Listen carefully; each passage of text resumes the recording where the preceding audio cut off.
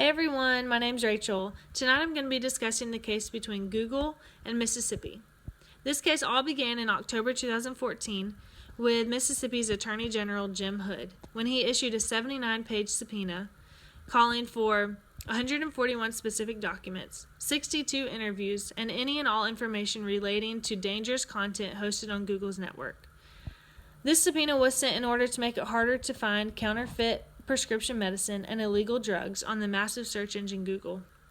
There were 24 other state attorneys involved in this case, so why did Hood stand out from the rest? This is where this case gets interesting. When the Sony hack hit, it not only hit Sony, it also unveiled some history between Hood and the Motion Picture Association of America, also known as the MPAA. The MPAA had been secretly working with Hood's office in order to impact Google in a negative light. They also referred to Google as the Goliath throughout many of their emails as their code name, referring to Hood as being the David in this situation. Now, why, might we ask, is a movie corporation going after the largest search engine in the world? Pirating. Pirating is like the arch enemy of the movie industry, and Google is an open door for anyone and everyone to pirate whatever they want. The MPAA was behind every move Hood made towards Google. Emails were found where the MPAA was funding everything from Hood's office. There were even emails found where the MPAA's attorneys were writing down to the subject line what Hood would say to Google. So what was Google's next move once all this came out? They ended up sending a counter subpoena to Hood, taking him to court in order to protect itself on how it facilitates the distribution of illegal content and goods. As of July 2016, Google was reported to have backed down. Details slim as to why, but they ended up settling the case. So what's the real issue at hand here? I believe it's freedom of speech.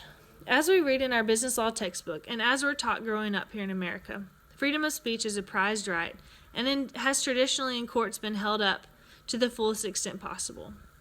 Google and its users are protected by this right. This search engine is a tool for Americans to freely express their views, their creativity, and their lives. This is allowed because of our freedom of speech. There's also another law protecting the internet called Section 230, which is truly what put this case to an end. This shields our networks from overregulation and litigation that could have originally reduced any and all traffic on networks. According to an article by Slate, for almost 20 years, this section has been held to a core pillar of internet law: unique opportunities for cultural development and myriad avenues for intellectual activity. Basically, it's a free, open tool for all Americans to express their freedom of speech and their views and their knowledge with each other. So although I do agree that Google should censor their ads more so that it's difficult or impossible to buy illegal drugs on the network, and although I do agree that our movies industry should be protected on Google's network, I also agree that the court should have ruled in Google's favor in this case. Because if cases like these go through, then little by little our freedom of speech on the largest search engine in the world will be taken away, which is our right as Americans. Thanks for listening. I hope y'all have a good night.